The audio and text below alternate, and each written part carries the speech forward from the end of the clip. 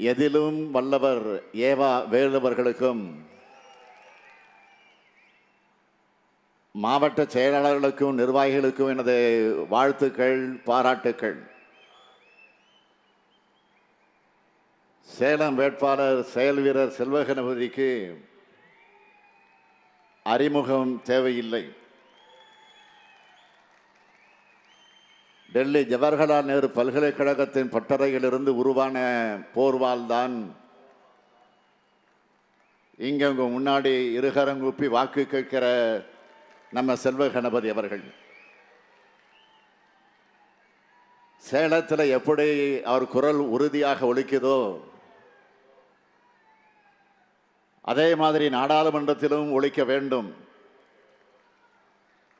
அதற்கு செல்வ கணபதி அவர்களுக்கு உதயசூரியன் சின்னத்தில் பெருவாரியான வாக்குகளை நீங்கள் வழங்கி வெற்றி பெற வைக்கணும். வைப்பீர்களா? கொஞ்சம் சவுண்டா. அதேபோல் கள்ளக்குறிச்சி கழக வேட்பாளர் மலையரசன் கழகத்தோட அடிமட்ட தொண்டர்களில் ஒருவர். ஒன்றிய செயலாளரான இவர் தன்னோட சொந்த கிராமமான சிறுநாகலூர் ஊராட்சி மன்ற தலைவராக 2 முறை இருந்தவர். மாவட்ட பிரதிநிதியாகவும் செயல்பட்டவர். இந்த மக்கள் தொண்டரையும் மக்களவைக்கு அனுப்பி வையுங்க. வெற்றி வேட்பாளர் மலையரசன் அவர்களுக்கு உதயசூரியன் சின்னத்தில் வாக்களிக்கணும்னு கேட்கிறேன். வேட்பாளர் நமக்கு வருங்க. கடைசியா உங்களுடைய முகங்களை பார்க்கிறப்போ இவங்களோட மாபெரும் வெற்றி தான் என்னுடைய கண்ணுக்கு தெரியுது. அந்த நம்பிக்கை பிறக்க இன்னொரு முக்கிய காரணம், 3 ஆண்டுகளாக திராவிட முன்னேற்ற கழகம் ஆட்சி நடத்தி வருகின்ற நல்லாட்சி தமிழ்நாட்டில் நடக்கும் உண்மையான மக்களாட்சி. ஏன் உண்மையான மக்களாட்சின்னு சொல்றேன்னா, நம்ம திராவிட மாடல் அரசு தான் மக்களின் நலனுக்காக திட்டங்களை செயல்படுத்தி மற்ற மாநிலங்களுக்கு மட்டுமல்ல நாட்டுக்கே முன்னோடியாக திகழுது. திராவிட மாடலோட குரல் தெற்கில் மட்டும் ஒலிக்கவில்லை, வடக்கிலும் ஒலிக்குது, வடக்குக்கும் சேர்த்தே ஒலிக்குது. ஒரு மாநில அரசு எப்படி செயல்பட வேண்டும் என்பதற்கு நாம் தான் சிறந்த எடுத்துக்காட்டு. ஒரு ஒன்றிய அரசு எப்படி செயல்படக்கூடாது என்பதற்கு பாஜக அரசு தான் எடுத்துக்காட்டு. சில நாட்களுக்கு முன்னாடி இதே சேலத்துக்கு வந்த பிரதமர் மோடி தமிழ்நாட்டில் பாஜகவுக்கு கிடைக்கிற ஆதரவை பார்த்து திமுகவோட தூக்கம் தொலைஞ்சிருச்சுன்னு பேசிட்டு போனார். மோடி அவர்களை, மாண்புமிகு பிரதமர் மோடி அவர்களை, இந்தியாவினுடைய பிரதமர் மோடி அவர்களை உண்மையிலேயே உங்களால தூக்கத்தை தொலைச்சவங்க யார் தெரியுமா? 10 ஆண்டு கால பாஜக ஆட்சிகளை பெட்ரோல் டீசலுடைய உயர்த்தினீங்களா, அந்த சாமானிய மக்கள் தூக்கத்தை தொலைச்சிட்டாங்க. சிலிண்டர் விலையை உயர்த்தினீங்களா, தாய்மார்கள் ஏழைகள் தூக்கத்தை தொலைச்சிட்டாங்க. வேலையில்லா திண்டாட்டத்தால் இளைஞர்கள் தூக்கத்தை தொலைச்சிட்டாங்க. ஜிஎஸ்டியால சிறு குறு நடுத்தர நிறுவனங்கள் நடத்துறவங்க தூக்கத்தை தொலைச்சிட்டாங்க. 3 வேளாண் சட்டங்களால் உழவர்களை கொடுமைப்படுத்தினீங்களே, அவங்க தூக்கத்தை தொலைச்சிட்டாங்க. தொழிலாளர் விரோத சட்டங்களால பாட்டாளி மக்கள் தூக்கத்தை தொலைச்சிட்டாங்க. குடியுரிமை திருத்த சட்டத்தால சிறுபான்மை மக்கள் தூக்கத்தை தொலைச்சிட்டாங்க. சமூக நீதிக்கு சபகுழி தோன்றதுனால மிகவும் பிற்படுத்தப்பட்ட பட்டியலின பழங்குடியின மக்கள் தூக்கத்தை தொலைச்சிட்டாங்க. இப்படி 10 ஆண்டு கால பாஜக ஆட்சியில ஒட்டுமொத்த நாடு தூக்கத்தை தொலைச்சிட்டு நிம்மதி இல்லாம தவிக்குது. இப்படி நாட்டோட அமைதியையும் மக்களோட நிம்மதியும் கெடுத்த பாஜக ஆட்சியை நடத்துகிற பிரதமர் மோடி அவர்கள் இன்னைக்கு உச்சநீதிமன்றத்தால் வெளிவந்துள்ள தேர்தல் பத்திர ஊழலால தூக்கத்தை தொலைச்சிருக்கார். அது மட்டுமல்ல, இன்னொரு முக்கிய காரணம் இருக்கு. அதுதான் பிரதமர் மோடிக்கு ஒன்றிய உளவுத்துறை கொடுத்திருக்கக்கூடிய ரிப்போர்ட் செய்தி வருது. அந்த செய்தி என்ன? தேர்தல் தேதி அறிவிப்பதற்கு முன் வரைக்கும் தென் மாநிலங்களில் பாஜக தான் வெற்றி பெற முடியாது, பாஜகவை வெற்றி பெற முடியாது என்பதான நிலைமையாக இருந்துச்சு. தேர்தல் பத்திர ஊழல் வெளிவந்ததற்கு பிறகு வட மாநிலங்களிலேயும் பாஜக வெற்றி பெறாது என்பதுதான் உண்மையான நிலையா இருக்குன்னு உளவுத்துறை ரிப்போர்ட் கொடுத்திருக்கு. இதனாலையும் பிரதமர் மோடி தூக்கத்தை தொலைச்சிட்டு பதட்டப்படுகிறார். பதட்டத்தில் என்னென்ன செய்கிறார் தெரியுமா? ஜார்க்கண்ட் மாநிலத்தினுடைய பழங்குடியின முதலமைச்சர் ஹேமந்த் சோரன் அவர்களையும் டெல்லி மாநில முதலமைச்சர் அரவிந்த் கெஜ்ரிவால் அவர்களையும் ஈடியை விட்டு அரெஸ்ட் பண்றார். கம்யூனிஸ்ட் கட்சிக்கும் காங்கிரஸ் கட்சிக்கும் வருமான வரித்துறையை ஏவி விட்டு நோட்டீஸ் விடுறார். எதிர்கட்சி எம்பிக்கள் எதிர்த்து பேசினா சிபிஐ ரெய்டு விடுறாரு. ஒரு சில பத்திரிகைகள் இதை பத்தி விமர்சிக்கிறாங்க. ஆனா எதுக்கும் அவரிடமிருந்து பதில் இல்லை. தேர்தல் நேரத்தில் பாஜகவுக்கு இப்படி கூட்டணி கட்சிகளை போல இடி, சிபிஐ, ஐடி ஆகியவற்றை பிரதமர் பயன்படுத்துகிறார் என்றால் உச்சக்கட்ட தோல்வி பயத்தில் இருக்கிறார்னு அர்த்தம். எப்படியாவது ஆட்சிக்கு வரணும் என்ற வெறியில பல தியாகங்களால் உருவான இந்திய ஜனநாயகத்தையே சீரழிச்சுக்கிட்டு இருக்காரு. இதனால ஒட்டுமொத்த இந்திய மக்களும் பாஜகவோட சர்வாதிகார போக்கு மேல கடும் கோபத்தில் இருக்காங்க. அதனாலதான் இந்த நாட்டோட நிதியமைச்சர் உட்பட முன்னணி பாஜகவினரும் தேர்தலில் போட்டியிடாம பின்வாங்குறாங்க. இந்த தமிழ்நாட்டில் அதை விட பரிதாபமாக இருக்கு பாஜக. ஒரு காமெடி வரும், ஞாபகம் இருக்கா?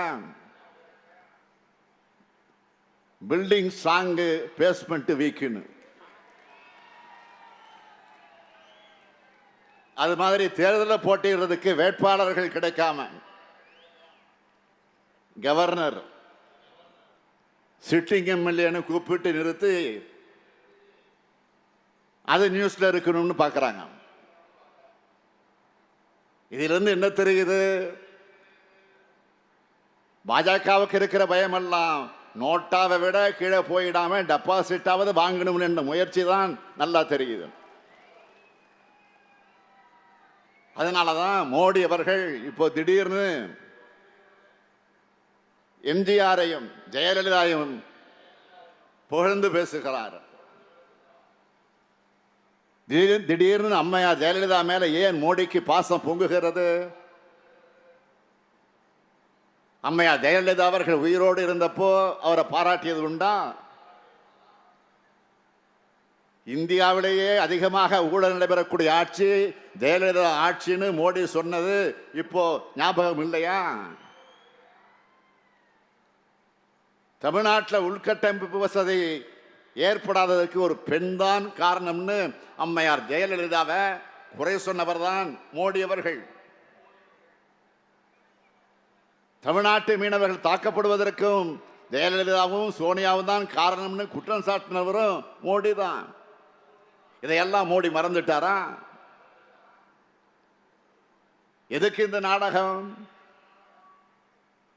அடுத்து பெண் சக்தியை பற்றி சேலத்தில் பேசியிருந்தார். உண்மையிலே பாஜக ஆட்சியில பெண்களுடைய நிலைமை என்ன?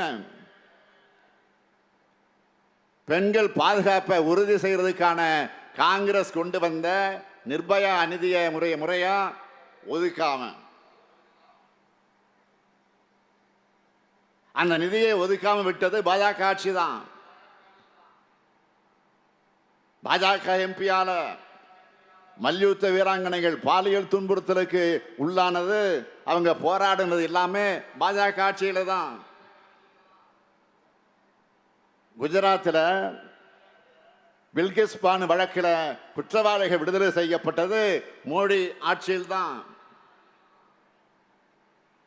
மணிப்பூர்ல பெண்கள் என்னென்ன கொடுமைகளுக்கு ஆளானாங்கன்னு நம்முடைய எம்பிக்கள் குழு போயிட்டு வந்து கதறினாங்களே.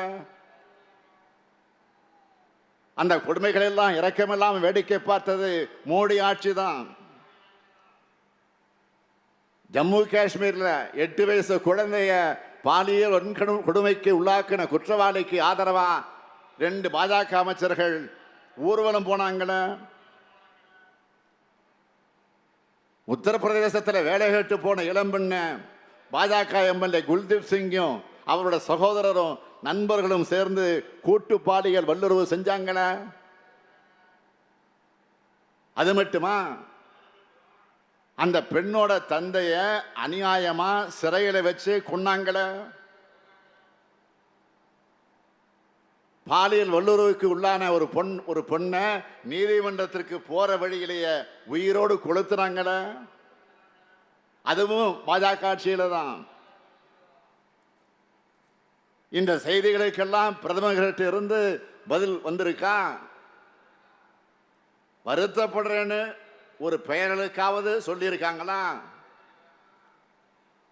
இந்த லட்சணத்தில் பெண் சக்தின்னு பேசுறதுக்கு உங்களுக்கும் பாஜக ஆட்சிக்கு என்ன தகுதி இருக்கு? என்ன அருகதை இருக்கு? அது மட்டுமல்ல, தமிழ்நாட்டை புண்ணிய பூமியா மாத்துவோம்னு பேசியிருக்கார். 10 ஆண்டு காலம் ஆட்சியில் இருந்தீங்க. தமிழ்நாடு வெள்ளத்தால பாதிக்கப்பட்டப்போ இந்த புண்ணிய பூமிக்கு ஏன் வரல? பேரிட நிவாரணமா 1 பைசா கூட ஏன் கொடுக்கல? எய்ம்ஸ் மருத்துவமனையை 10 ஆண்டுகளாக ஏன் இன்னைக்கு வரைக்கும் கட்டல? மெட்ரோ ரயில் திட்டத்தோட 2ஆம் கட்ட பணிக்கு 4 ஆண்டுகளாக ஏன் நிதி கொடுக்கல? பிரதமர் மோடி அவர்களே, தமிழ்நாடு ஏற்கனவே புண்ணிய பூமியாக தான் இருக்கு. இங்க எல்லோரும் சமத்துவமா சகோதரர்களா ஒற்றுமையா இருக்கும். அமைதியா வாடுற தமிழ்நாட்டு மக்களை மதத்தின் பேரால சாதியின் பேரால பிரிச்சு குளிர்காயிலாம்னு நினைக்கிற ஒரே கட்சி பாஜக தான். இந்த தேர்தல் மட்டுமல்ல, இன்னும் 100 தேர்தல்கள் நடந்தாலும் உங்க நாடகம் தமிழ்நாட்டில் எடுபடாது.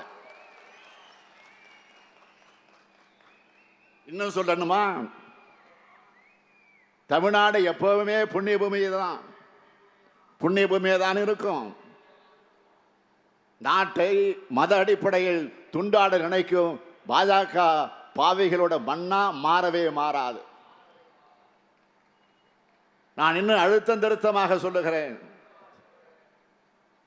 இங்க திமுக இருக்கிற வரைக்கும் உங்க மோடி மஸ்தான் வித்தை எல்லாம் பலிக்காது. இது பெரியார் பண்படுத்திய மண்.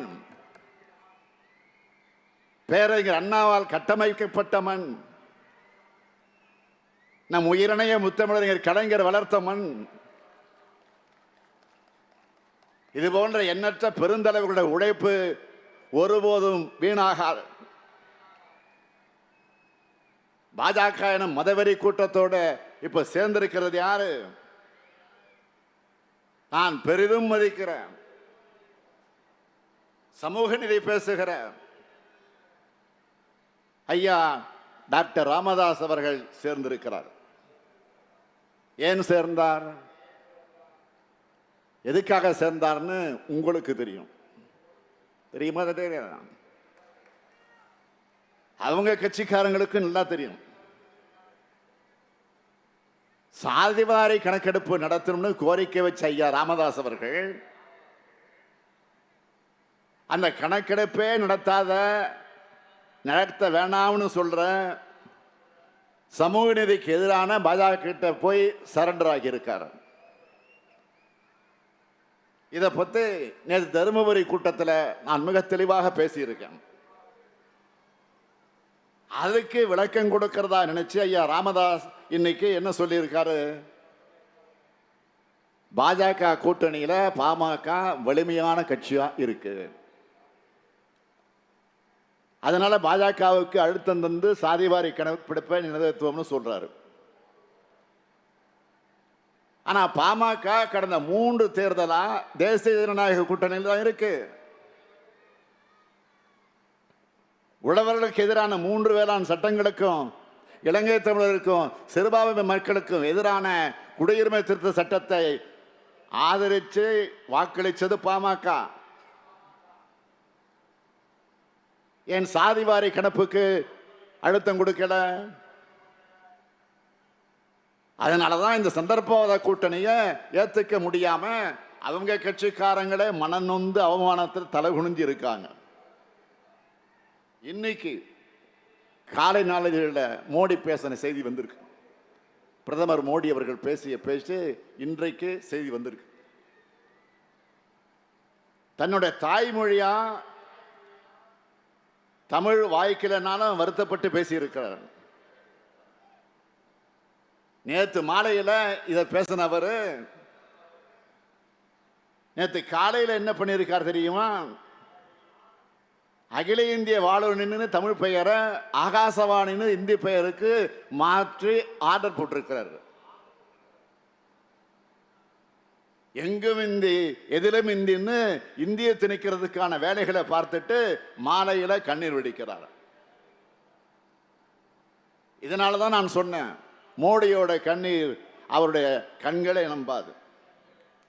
தமிழர்களை எப்படி நம்புவாங்க? ஒரு பக்கம் கண்ணை குத்திக்கிட்டு இன்னொரு பக்கம் கண்ணீர் வடிக்கிறது என்ன மாதிரியான தமிழ் பாசம்? அது மட்டுமா, இன்னொன்றையும் பேசி இருக்கிறார். கேட்டு கேட்டு புளிச்சு போன குடும்ப அரசியல் பல்லவிய மீண்டும் பாடி இருக்கிறார். நாங்க அரசியலுக்கு வர்றது மக்களுக்கு சேவை செய்யறதுக்கு தானே தவிர ஊர் சுத்துறதுக்காக அல்ல. நானும் எத்தனை முறைதான் அவருக்கு விளக்குவது? திமுக என்பது கோடிக்கணக்கான தமிழ்நாட்டு குடும்பங்களுடைய முன்னேற்றத்திற்காக பாடுபடக்கூடிய கட்சி. அது மோடிக்கு புரியல. அது மட்டுமல்ல, தமிழ்நாட்டில் சட்டம் ஒழுங்கு கெட்டு போச்சுன்னு புது அவதூறு பிரச்சாரத்தை கிளப்பி இருக்கிறார். அதுக்கு ஏதாவது தரவுகளை ஆதாரங்களை சொல்றாரா? இல்லையே. நாம கேட்கிறது, பாஜக மணிப்பூர் மாநிலம் 10 எரிஞ்சுது, அப்போ நீங்க எங்க போனீங்க? அந்த மாநில முதலமைச்சரை குறைந்தபட்சம் பதவி விலக வைத்திருக்க முடியாதா? இதுவரை நடக்காத கொடூரமா பெண்களை நிர்வாணப்படுத்தி ஊர்வலமா அடைச்சுக்கிட்டு போனாங்கள. அப்ப சட்டம் ஒழுங்கு சந்தி சிரிச்சுத. அப்ப ஒரு நாட்டோட பிரதமரா நீங்க என்ன பண்ணீங்க? வாயை திறக்கலையே. பாஜக மாநிலங்களை மாதிரி சட்டம் ஒழுங்கு சீர்குலையாம சமூக நல்லிணக்கத்தோடு மக்கள் வாழ்கிற அமைதியான தமிழ்நாட்டை உங்களுக்கு பிடிக்கலையா? என் கையில் ஒரு பட்டியலே இருக்கு. நான் ஆதாரத்தோடு தான் பேசுவேன். வாய்க்கு வந்தபடியெல்லாம் உளறிட்டு போக மாட்டேன். ஏனென்றால் நான் கலைஞருடைய மகன்.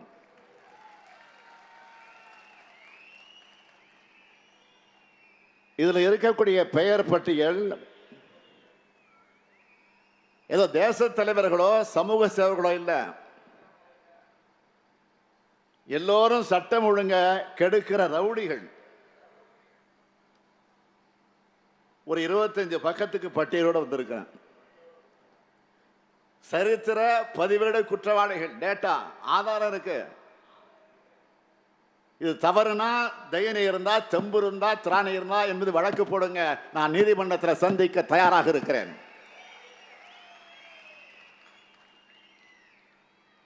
இந்த பட்டியலில் இருக்கிறவங்க எல்லாம் இப்ப எங்க இருக்காங்க தெரியுமா? இந்த பட்டியலில் இருக்கிறவங்க எல்லாம் எங்க இருக்காங்க தெரியுமா? அத்தனை பேரும் பாஜகவில் தான் இருக்காங்க. வழக்கமா இந்த பட்டியல் போலீஸ் ஸ்டேஷன்ல தான் ஒட்டப்பட்டு இருக்கும். 32 பக்கங்கள் கொண்ட இந்த பட்டியலில் 1977 வழக்குகள் இருக்கிற 261 ரவுடிகள் இருக்காங்க. இவங்களுடைய பேர் என்ன? பாஜக என்ன பொறுப்பில் இருக்காங்க? இவங்க மேல என்னென்ன பிரிவுகளில் வழக்குகள் இருக்குன்னு இந்த பட்டியலில் தெளிவா இருக்கு. எல்லா ரவுடிகளையும் உங்க கட்சியில வச்சுக்கிட்டு சட்டம் ஒழுங்கை பத்தி பேசலாமா? உங்ககிட்ட இருக்கிற உளவுத்துறை மூலமா இத கிராஸ் வெரிஃபை பண்ணுங்க. கொஞ்சம் என் மேல சந்தேகம் இருந்தா உங்ககிட்ட உளவுத்துறை இருக்குல்ல, கிராஸ் வெரிஃபை பண்ணீங்க. அதுக்கப்புறம் எங்களை பத்தி பேசுங்க பிரதமர் அவர்களே. அடுத்து போதைப் பொருட்கள் பற்றியும் பேசி இருக்கிறார். திமுக இருந்த ஒருத்தர் மேல இது தொடர்பாக குற்றச்சாட்டு எழுந்ததுமே அந்த நபரை அடுத்த வினாடியே கட்சியை விட்டு நீக்கிட்டோம். அவர் மீது விசாரணைக்கு நாங்க தடையா இல்லை. இந்த வழக்கு வச்சு தமிழ்நாட்டில் போதைப் பொருள் நடமாட்டம் அதிகமா இருக்கிற மாதிரி ஒரு அவதூறு பரப்புற பிரச்சாரத்தை நீங்க செய்யறது பிரதமர் பதவிக்கு அழகல்ல. இந்தியாவுக்கே போதைப் பொருள் குஜராத் துறைமுகத்திலிருந்து தான் வருதுன்னு பிடிக்கிறாங்களே. ஒரு காலத்தில் குஜராத் முதலமைச்சராக இருந்தது நீங்கள் தானே. இப்போவும் உங்க கட்சி அங்குதான் ஆட்சி நடந்துகிட்டு இருக்கு. இதை பத்தியாவது வாய் திறப்பீங்களா? பாஜக மாநிலங்கள்ல தான் நாட்டிலேயே போதைப் பொருள் அதிகம் விற்பனையாகுதுன்னு புள்ளி விவரம் வந்திருக்கு. அது ஏதோ நாங்க சொன்னதல்ல. மாநிலங்களவையில் டிசம்பர் மாதம் உங்க ஆட்சி சார்பில் ஒன்றிய அரசு வச்ச அறிக்கையிலே இருக்கு. அது மட்டுமல்ல, போதைப் பொருள் அதிகமாக கைப்பற்ற டாப் 10 மாநிலங்கள்ல 7 மாநிலங்கள்ல பாஜக ஆட்சி தான் நடக்குது. இந்த 10 மாநிலங்கள்ல தமிழ்நாடு என்ற பெயரே கிடையாது. அந்த அளவுக்கு கடுமையான நடவடிக்கைகளை நம்ம திராவிட மாடல் அரசு எடுத்து வருது. உங்க ஆட்சி அறிக்கையிலேயே இல்லாத தமிழ்நாட்டை பத்தி அரசியல் ஆதாயத்திற்காக இப்படி பொய் குற்றச்சாட்டை வைக்கிறீங்களே. உங்களுக்கு தமிழ்நாட்டு மக்கள் மேல் அப்படி என்ன கோபம்? இது மாதிரி அபாண்டமான குற்றச்சாட்டுகளை சொல்லி தமிழ்நாட்டு மக்களையும் எங்கள் இளைஞர்களையும் ஏன் அவதூறு செய்யறீங்க? மாண்புமிகு பிரதமர் அவர்களே, உங்களுக்கு சொல்லப்படாத தகவலை சொல்றேன். போதைப் பொருள் தொடர்புடைய வழக்கில் பாஜகவை சார்ந்த 14 பேர் இங்க சிறையில் இருக்கிறாங்க. அதற்கு ஆதாரம் இருக்கு. இதற்கு பிரதமர் மோடி என்ன விளக்கம் அளிப்பாரு? பிரதமர் என்பது ஒரு உயர்ந்த பதவி. இதுவரைக்கும் எத்தனையோ பிரதமருடைய தேர்தல் பிரச்சாரங்களை நம்ம பார்த்து இருக்கிறோம். அவங்க ஆட்சியில நாட்டுக்கு செஞ்சதை சொல்லுவாங்க, அடுத்த ஆட்சிக்கு வந்தா என்ன செய்ய போறோம்னு சொல்லுவாங்க. ஆனா பிரதமர் மோடி சாதனைகளை சொல்ல வழி இல்லைன்னு வாய்க்கு வந்தபடி பேசுகிறான். இப்படிப்பட்ட மோடி அவர்களுடைய கூட்டணியில இருந்துட்டு இப்ப அவருடைய டைரக்ஷன் கள்ள கூட்டணி நாடகம் போடக்கூடிய பழனிசாமி என்ன சொன்னாரு, என்ன சொல்றாரு? இன்று காலையில இந்து நாளேட்டுக்கு பேட்டி கொடுத்திருக்கிறார். அதுல ஏன் பாஜகவை எதிர்க்க மாட்டேங்கிறீங்கன்னு அவங்க கேட்டா, திமுகன்னு தேஞ்சு போன பழைய ரெக்கார்டு மாதிரியே நம்ம பத்தியே பேசுறாரு. பாஜகவை பத்தியும் மோடியை பத்தியும் பேச எஜமான விசுவாசம் தடுக்குதான். மாண்புமிகு பழனிசாமி அவர்களே சொல்லுங்க, உங்க தலைமையிலான அதிமுக ஆட்சி தான் தமிழ்நாட்டோட இருண்ட காலம். தூத்துக்குடி துப்பாக்கி சூடு, கொடநாடு கொலை, கொள்ள, தற்கொலை, பொள்ளாச்சி பாலியல் வன்கொடுமை, தலைமைச் செயலகத்தில் ரைடு, அமைச்சர் மற்றும் டிஜிபி மீதே குட்கா வழக்கு, பெண் எஸ்பிக்கு பாலியல் வன்முறை, சட்டம் ஒழுங்கு என்பதே இல்லாம ஒட்டுமொத்த நிர்வாக இயந்திரமும் முடங்கிய ஆட்சி தான் பழனிசாமியின் ஆட்சி. தான் பதவி சுகம் அனுபவிக்க தமிழ்நாட்டோட உரிமைகளை அடகு வச்சவர் தான் பழனிசாமி. இப்படிப்பட்ட பழனிசாமிக்கு வாக்களிக்க மக்களும் தயாராக இல்லை, உண்மையான அதிமுக தொண்டர்களும் தயாராக இல்லை. தமிழ்நாட்டுடைய பொற்காலம் என்பது திமுக ஆட்சி தான். தமிழ்நாட்டோட உட்கட்டமைப்பு வசதிகளை பெருக்கினது திமுக ஆட்சியில தான். தமிழ்நாட்டின் கல்வி அறிவு உயர்வுக்கு வித்திட்டது திமுக ஆட்சி தான். தமிழ்நாட்டுக்கு எண்ணற்ற முத்திரை திட்டங்களை நிறைவேற்றினது திமுக ஆட்சியில தான். இளைஞர்களுக்கு வேலை வாய்ப்புகளை உருவாக்கி கொடுத்தது திமுக ஆட்சி தான். சமீபத்தில் ஒரு செய்தியை படிச்சிருப்பீங்க. உலக தொழிலாளர் அமைப்பு சமீபத்தில் வெளியிட்ட புள்ளி விவரம் ஒண்ணு இல்ல, வேலையில்லாத திண்டாட்டம் அதிகரிச்சிருக்குன்னு சுட்டி காட்டியிருக்கு. அதுல 83 விழுக்காடு இளைஞர்கள் வேலையின்றி தவிப்பதாக வேதனையான செய்தியை வெளியிட்டிருக்கு. போலியான பிம்பங்களால கட்டமைக்கப்பட்ட மோடி மாடல் இன்னைக்கு அம்பலப்பட்டு நிற்குது. அதே சமயம் எல்லோருக்கும் எல்லான்ற கொள்கையோட நாம செயல்படுத்தி வரக்கூடிய திராவிட மாடல் தமிழ்நாடு எத்தகைய வளர்ச்சியை பெற்றிருக்கு என்பதை இந்த நேரத்தில் நான் சுட்டிக்காட்ட விரும்புகிறேன். அதுவும் ஒன்றிய அரசினுடைய புள்ளி விவரம் சொன்னதை வச்ச இதனை நான் எடுத்து சொல்ல விரும்புகிறேன். 10 ஆண்டுகளாக அதிமுக ஆட்சி சீரழிச்ச தமிழ்நாட்டை மீட்டு கடந்த 3 ஆண்டுகளாக பல்வேறு தொழிற்சாலைகளை தமிழ்நாட்டுக்கு அழைத்து வந்து இளைஞர்களுக்கு வேலை வாய்ப்பை உருவாக்கி கொடுத்து கொண்டிருக்கிறோம். இதனால வேலை வாய்ப்பை பெற்ற இளைஞர்கள் தொழிலாளர் வருங்கால வைப்பு நிறுவனத்தில் அக்கௌண்ட் தொடங்கி இருக்காங்க. இப்படி கடந்த 3 ஆண்டுகள்ல கிடைத்திருக்கக்கூடிய வேலை வாய்ப்பு மட்டும் எவ்வளவு தெரியுமா? நமது அரசு பொறுப்பேற்றுக்கிட்ட இந்த 3 ஆண்டுகள்ல 77,78,999 புதிய வேலை வாய்ப்புகள் தனியார் துறைகள்ல உருவாக்கப்பட்டிருக்குன்னு அந்த புள்ளி விவரம் சொல்லுது.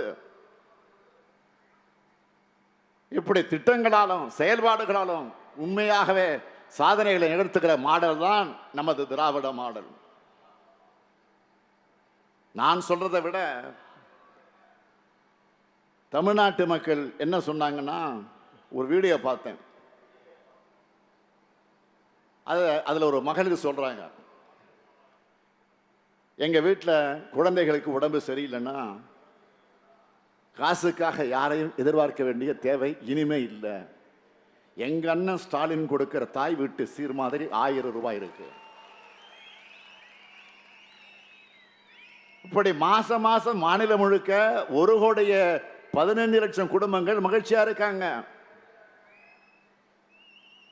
அடுத்து விடியல் பயண திட்டம் பத்தி பேசுறாங்க. ஸ்டாலின் சார் பஸ்ல போய் 4 மாசமா இலவசமா பயணம் செஞ்ச கம்ப்யூட்டர் கோர்ஸை முடிச்சிட்டேன், இப்போ வேலைக்கு போறேன்னு சகோதரி ஒருத்தர் மகிழ்ச்சியோடு சொன்னாங்க.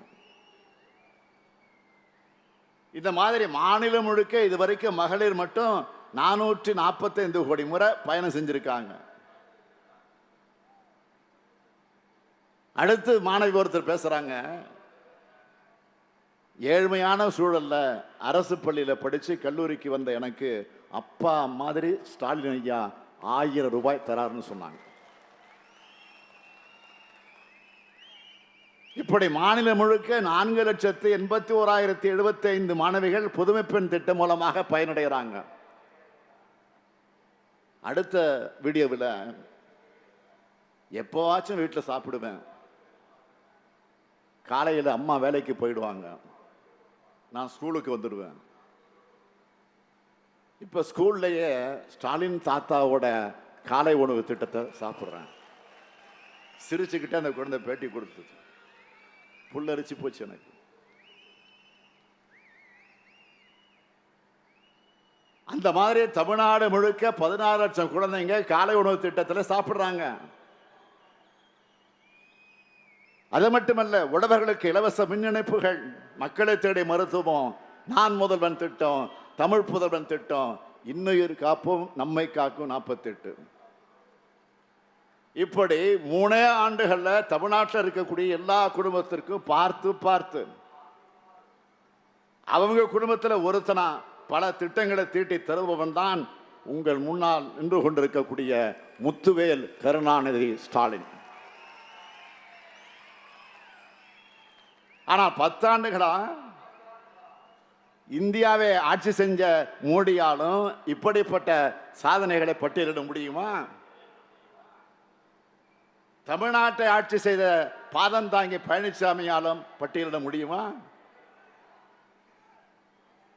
நம்ம திராவிட மாடல் அரசோட சாதனைகளை ஒன்றியத்திலையும் தொடரணும்னு தான் சாதனைகளாக மாறப்போற வாக்குறுதிகளை தேர்தல் அறிக்கையிலேயே சொல்லியிருக்கிறோம். நாடாளுமன்ற தேர்தல் அறிக்கையிலையும் சொல்லியிருக்கிறோம்.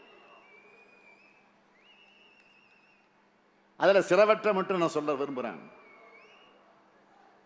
10 ஆண்டுகளா சாமானிய மக்கள் எவ்வளவு கஷ்டப்படுவாங்கன்னு கொஞ்சமும் நினைச்சு பார்க்காம மக்கள் விரோத பாஜக அரசால் தொடர்ந்து உயர்த்தப்பட்ட பெட்ரோல், டீசல், கேஸ் விலை குறைக்கப்படும். சிறுபான்மை மக்களுக்கு எதிரான சட்டங்கள் ரத்து செய்யப்படும். தொழிலாளர் விரோத சட்டங்கள் மறுசீரமைப்பு செய்யப்படும். ஜிஎஸ்டி சட்டத்தில் சீர்திருத்தம் செய்யப்படும்.